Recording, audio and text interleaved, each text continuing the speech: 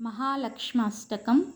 ॐ नमस्तेस्तु महामाये श्रीपीठे सुरपूजिते शङ्खचक्रागदाहस्ते महालक्ष्मी नमोऽस्तुते।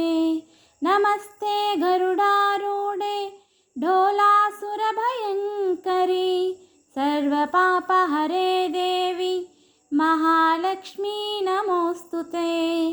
सर्वज्ञे सर्ववरदे सर्वदुष्टभयङ्करी सर्वदुःखहरे देवी महालक्ष्मी नमोऽस्तुते।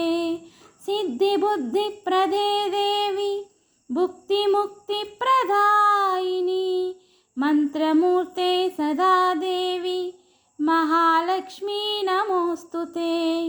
आद्यांतरहिते देवी अत्रिशक्ति महेश्वरी योगास्गे योगसंभूते महालक्ष्मी नमोऽस्तुते।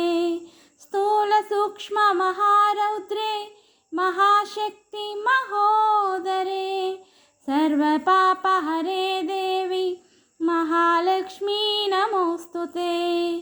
पद्मासनस्थिते देवी परब्रह्मस्वरूपिणी परमेशी जगन्मातः महालक्ष्मी नमोऽस्तुते।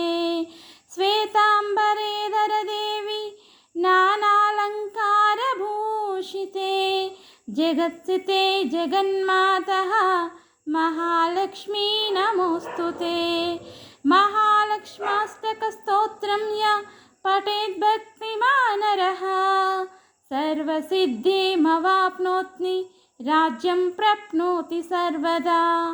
एककाले पठेत् नित्यं महापापविनाशनं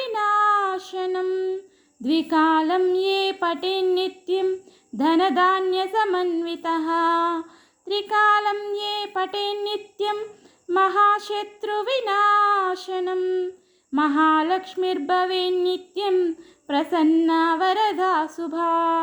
ॐ नमस्तेस्तु महामाये श्रीपीठे सुरपूजिते शङ्खचक्रगदाहस्ते महालक्ष्मी नमोऽस्तुते महालक्ष्मी नमोऽस्तुते।